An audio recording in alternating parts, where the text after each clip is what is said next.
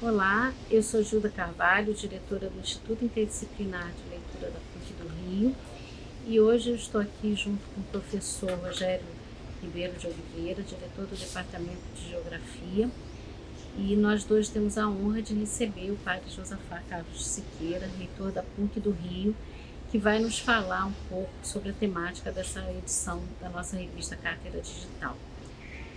O padre Josafá, ele tem um trabalho que para nós é uma referência sobre meio ambiente, sobre preservação ambiental, e um trabalho que insere a PUC do Rio não só na discussão acadêmica e científica, mas também nos convoca, né, a estarmos mais participantes dessa necessidade de transformar a sociedade numa perspectiva de preservação e de sustentabilidade, né? A gente vive isso no cotidiano aqui da PUC, e como a nossa revista trata sobre paisagens e meio ambiente, a gente fez esse convite e ele gentilmente aceitou estar aqui. Então, a gente vai começar a entrevista. O Rogério vai fazer uma pergunta, eu faço outra, são 4 perguntas e a gente vai conversando um pouquinho sobre isso, tá bom? Olá. Josafá, a sua formação é assim, uma das coisas mais ecléticas que existe. Né? Tem 2 graduações eclesiásticas, teologia e filosofia, e eu não sei se paralelamente ou depois veio a biologia.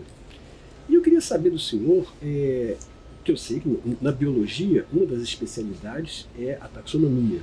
A taxonomia é aquela ciência que classifica os organismos, os seres vivos. É uma coisa bastante difícil, não é muito apreciada, assim, não tem muito sucesso, né? Mas é uma base para qualquer coisa. E é muito fácil entender que pela taxonomia o senhor tenha conseguido chegar à conservação da natureza, ver que determinadas espécies estão em perigo, desaparecimento, etc. Mas em algum momento da sua carreira, o senhor passou para um ambientalismo mais amplo. Eu queria saber como é que isso se deu, assim, como é que foi essa passagem de uma visão mais ligada à conservação da natureza a uma visão mais ampla de meio ambiente. Como é que foi essa...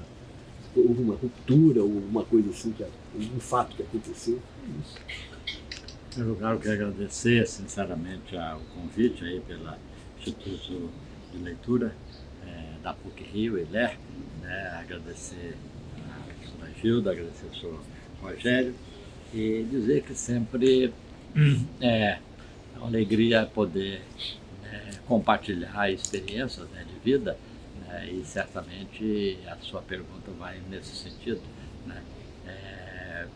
Eu fiz uma carreira anterior, antes de ser religioso, já era biólogo, né, e depois da formação biológica, de pós-graduação, ela foi se dando junto com a formação filosófica e teológica.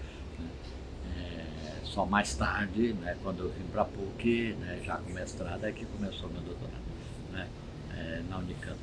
Mas eu diria o seguinte, quer dizer, eu desde as minhas origens, né, eu sempre fui uma pessoa muito ligada à natureza.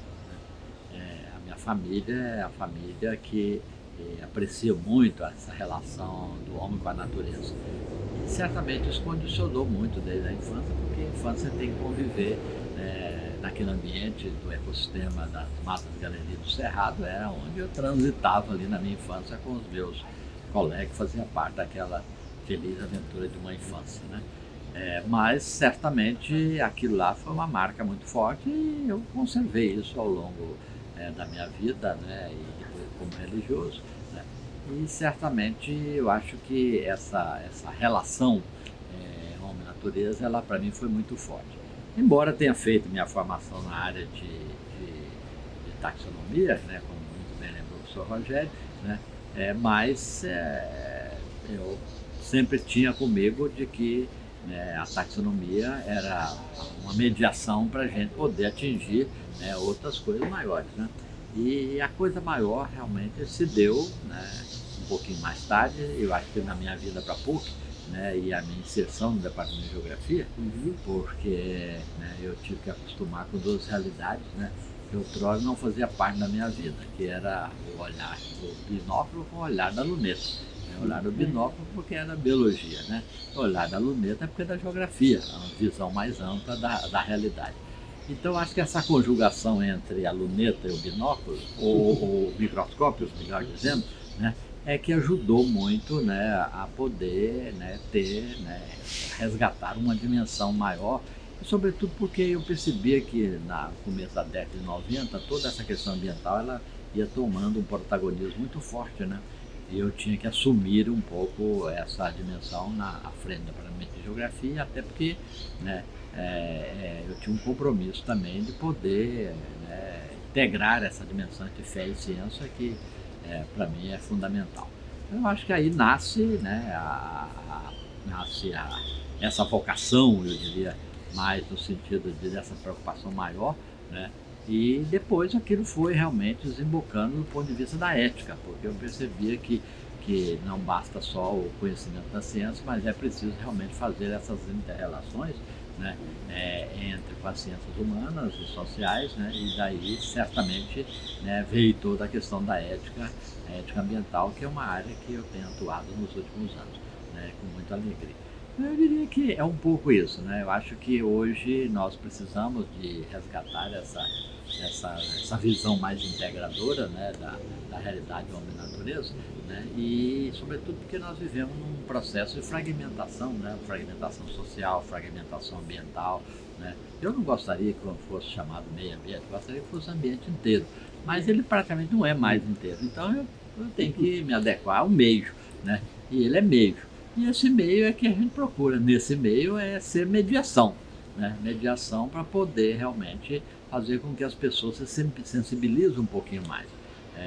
E quando naquele capítulo do livro que eu perguntava sobre, né, se é possível hoje, né, aprender com a natureza, né, eu disse, é possível sim, né, mesmo na fragmentação, né, fragmentação do mundo social, do mundo ambiental, mesmo com as perdas que nós vamos a cada ano tendo em relação à biodiversidade, né, é possível que a natureza seja um elemento inspirador, né? E eu acredito muito nisso, acredito muito porque eu acho que isso pode ser vivido numa dimensão científica e também numa dimensão mais de espiritualidade, né? E hoje certamente isso é muito importante, né? Resgatar essa nossa relação. Porque o proximal hoje do ser humano é o tecnológico, né? É que nós não desgrudamos dos nossos celulares, do nosso tablet e outras coisas mais, né? Mas esse é o mais proximal, quer dizer, o tecnológico aproximou e criou em nós uma dependência, né, realmente extraordinária. Mas, por outro lado, né, o homem e a mulher, né, os dois continuam ainda tendo um fascínio pelas coisas da natureza, né? Os exemplos da natureza, os comportamentos da natureza, tudo isso, né? E precisamos disso. E isso tem isso, quer dizer, as pessoas têm um fascínio por isso, né? E então, nesse fascínio é preciso de resgatar essa dimensão. Eu vejo que é possível fazer isso, né? Essa integração maior, né? E por isso eu me perguntava se é possível a gente aprender.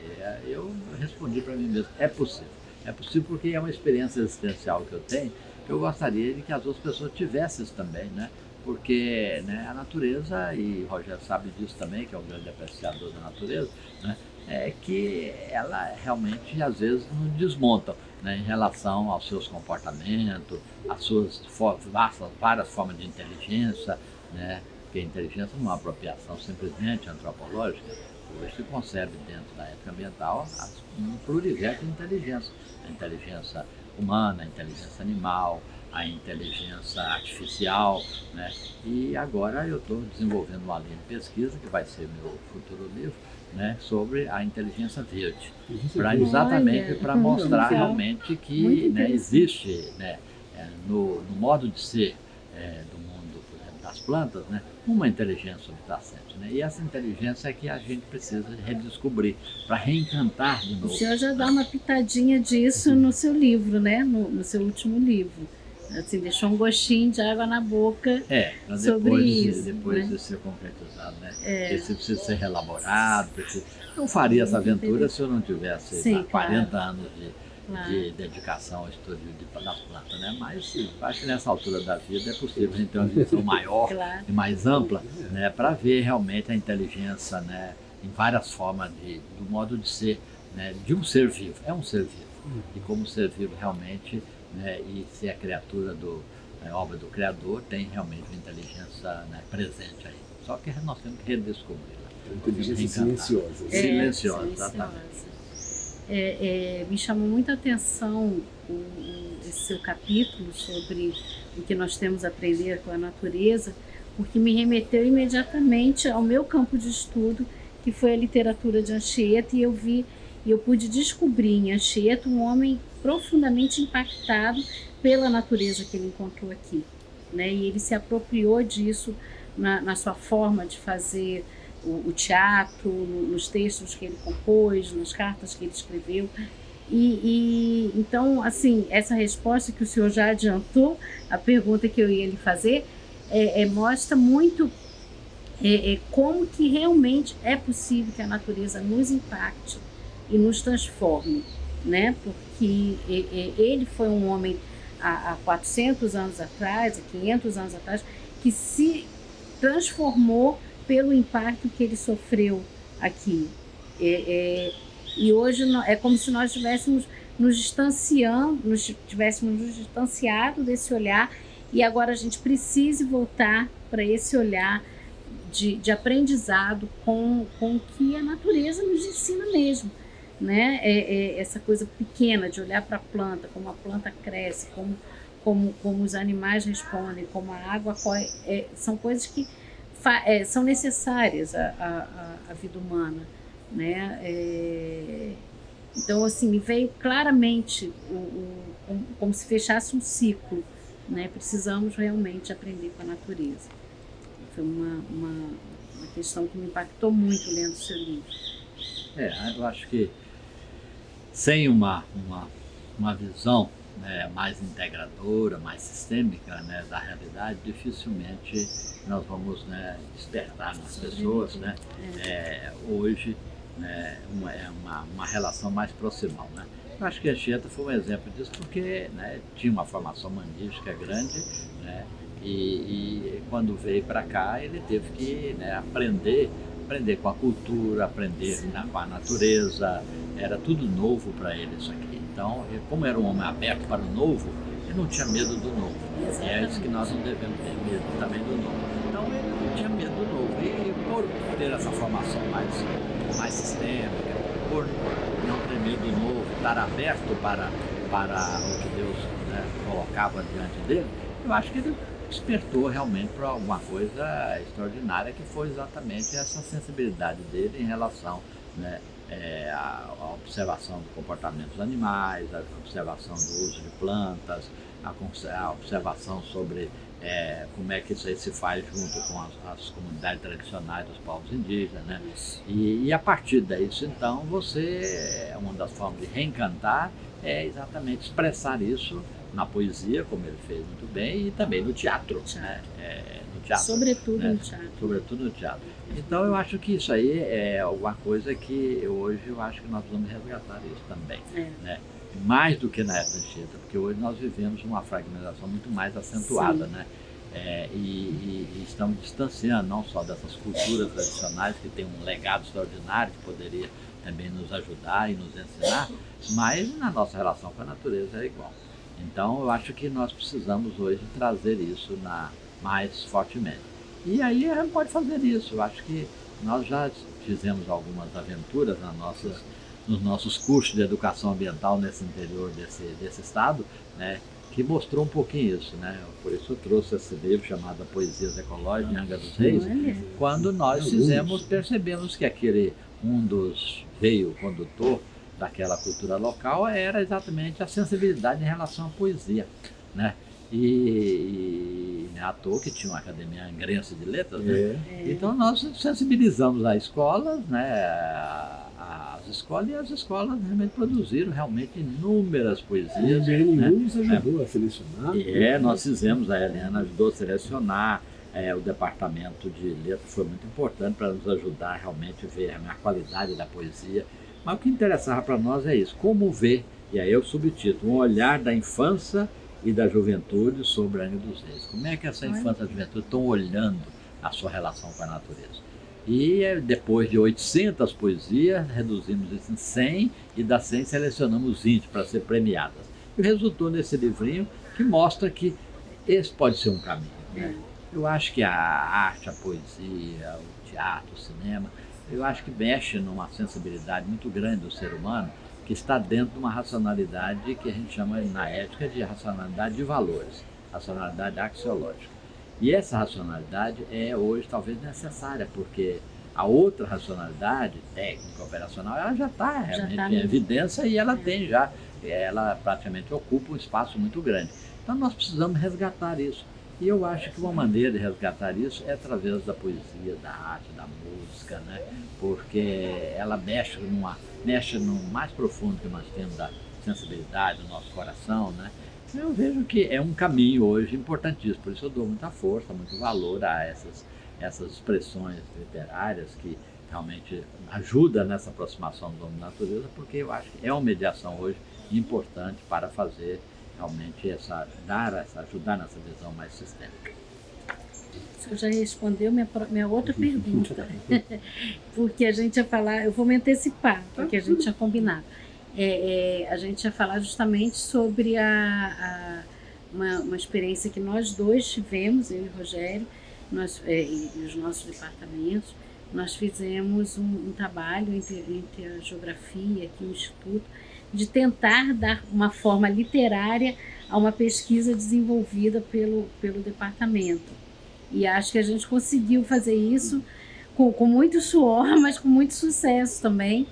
E em breve nós vamos lançar um livro em comum, e justamente com esse pensamento, né, de como que a arte e a literatura podem contribuir com essa sensibilização para as questões ambientais, para o cuidado com a natureza, como que isso pode contribuir, porque é quase que automático, né? Você vê, você se encanta e brota, você só consegue representar esse encantamento através da linguagem poética, né? Através de uma expressão artística, de uma linguagem poética. Coisas que às vezes a nossa linguagem mais racional não consegue dar conta de dizer o que a gente quer dizer. Né? Então eu passo agora para o Rogério, que ele tem uma última pergunta. Uma última pergunta, que no trabalho que a gente fez de educação ambiental pelo interior, eu lembro duas coisas que o senhor colocava, assim, bastante, até hoje eu tenho elas assim. Uma é a questão da ética socioambiental. Mas uma outra que de início eu tive muita resistência, particularmente, que era a coisa assim, o valor das pequenas coisas. E eu achava assim, uma coisa distante entre os problemas ambientais daquela época e pequenas coisas que você podia fazer no nosso campo aí de atuação, em viagens no interior se podia.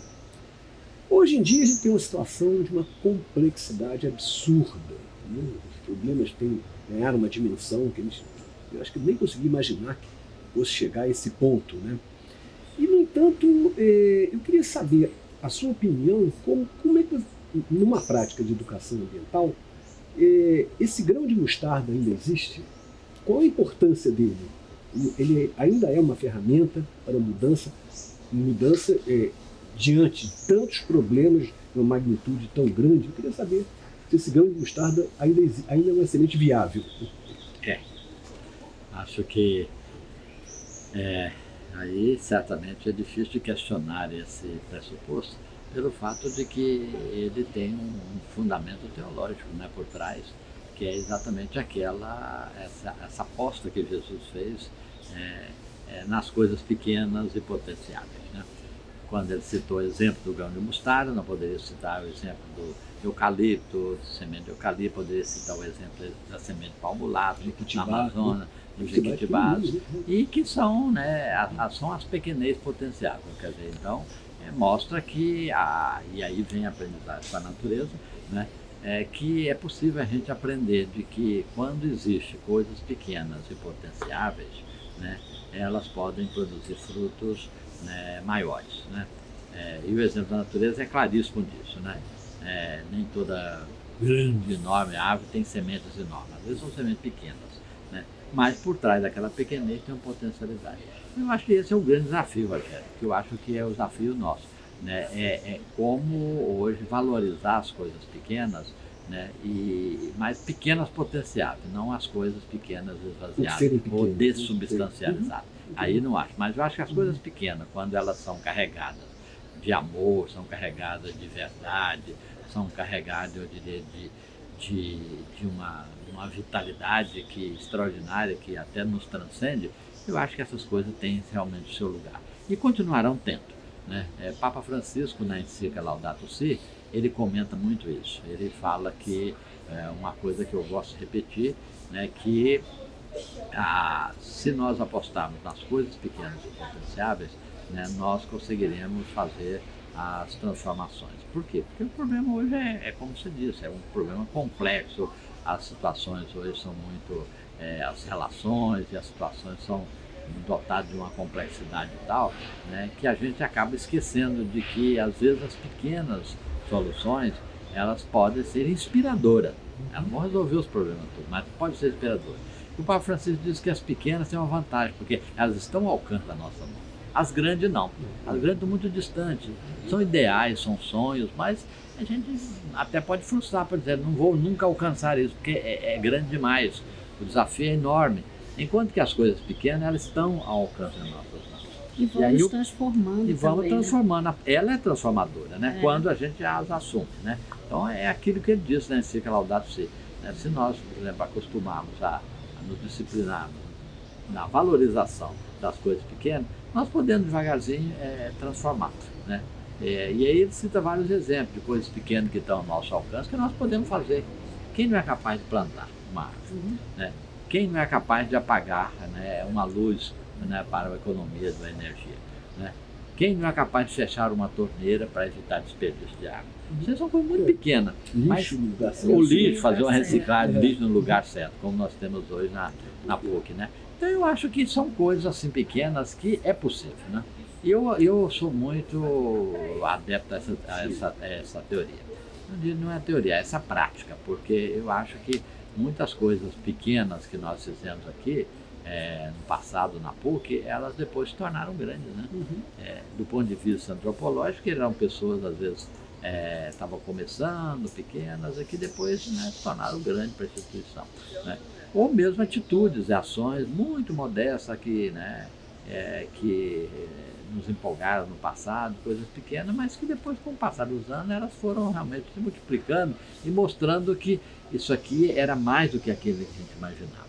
Né? Então eu tenho a impressão que eu sou muito dessa linha, eu acho que temos que apostar. Hoje, quando faz na cultura da sustentabilidade socioambiental, é importante a gente começar, né? Porque eu acho que aí o ser humano se sente mais à vontade, porque não, isso eu dou conta, isso eu sou capaz. Isso não, né? não angustia a pessoa. Não angustia. A outra me angustia. Por quê? Porque a outra pode ser que eu alcance, mas a parte das pessoas não vão conseguir. Está fora do alcance, porque são sonhos muito elevados, são ideais assim muito, eu diria, muito longevos da realidade humana, né? Então a outra não, o outro é possível. Então eu acho que aí nesse ponto Cristo Jesus tinha razão. Né? É preciso de apostar nas coisas pequenas e potenciáveis, porque elas vão, né, modificando e transformando. Né? Quando surgiu o exemplo, quando surgiu a carta do texto de leitura, é uma coisa pequena, né? Depois mais tarde tornou instituto. Né? Esse é um exemplo. Né? Mas isso é uma coisa que eu sempre falo, é preciso pensar pequeno, é potenciável, é preciso pensar em como crescer, porque o pequeno você consegue controlar o crescimento e você vai crescendo sustentavelmente, né? Isso é muito interessante. E essas atitudes vão nos transformando de forma assim, hoje você descarta o lixo no lugar certo, amanhã você vai jogar aquele plástico que está sujo, você não quer lavar, mas você já lava porque você quer descartar no lugar certo. Então, a sua própria atitude, que primeiro começa como uma coisinha bem rápida, bem pequena, você já assume fazer um trabalho maior em prol daquilo, né? Porque você já se deixou transformar. Então, acho que é isso, são iniciativas que quanto menores começar, eu acho que são melhores, né? Porque vai crescendo com firmeza, em solo firme. Jesus sabia do que estava falando, né, pai? Sabia do que estava falando. Não só falar, mas também experimentar. Isso, né? isso. Porque foi o único ser que foi capaz de viver tudo aquilo que falou, né? E falar tudo aquilo e reproduzir em gestos concretos. Né? Eu acho que esse é o desafio. E aí a gente tem que aprender isso. A instituição, por exemplo, como a PUC, a universidade, na gestão a gente aprende muito disso também, né? Quer dizer, de coisas pequenas que a gente motiva, né? Incentiva as pessoas, e essas coisas vão, né, aos poucos tomando, né, um corpo maior dentro da instituição. Né? Quando nós começamos a questionar sobre alguns comportamentos aqui, pouco sustentáveis da universidade, muitas pessoas dizem, lá é um sonhador, isso aqui não vai adiante. Não, pode ser que não vai hoje, mas amanhã ou depois, né, as coisas vão modificando. E eu acho que isso é o que faz hoje um pouco a diferença nossa, né? Quer dizer, que uma universidade que cresceu, mas ao mesmo tempo preocupada com algo que não é só dela, é do planeta, né? É do planeta, então é do mundo. Né? Então eu acho que essas ações, elas são muito importantes. E isso vai em tudo, né? Vai até, né, nas coisas pequenas, de copo reciclado, de pequenas ações, né, de evitar o excesso de consumo de papel, né, combustível, carona solidária e assim por diante. Eu acho que e coisas às vezes que a gente faz, né, que a gente faz pensando mais no local, e a gente depois percebe que vai além do local. O Jardim de Plantas Vivas foi um exemplo, uma coisa que era muito modesta que nós começamos ali, né? Depois aquilo foi, né, veio para o lado, trouxemos aqui o lado da igreja, dada a originalidade de ter uma igreja, um Jardim de Planta Viva assim próximo, né? Aquilo depois tem uma repercussão grande, né? Grande, fora. Depois foi inspirador para o Jardim Botânico, né? Tem sido inspirador hoje que algumas universidades nos visitam, né, gostam dessa ideia e dizem, olha, é possível fazer isso. Né? E isso vai se inspirando as pessoas. Eu acho que o importante é isso, é que você tem ações pequenas, inspiradoras, que elas depois se multiplicam. Né? Eu acho que isso é o ideal. Sim. Muito obrigada. Muito obrigado. A gente agradece muito sua participação. Acho que tudo que o senhor falou vem a engrandecer né, a nossa edição. E a gente só pode agradecer.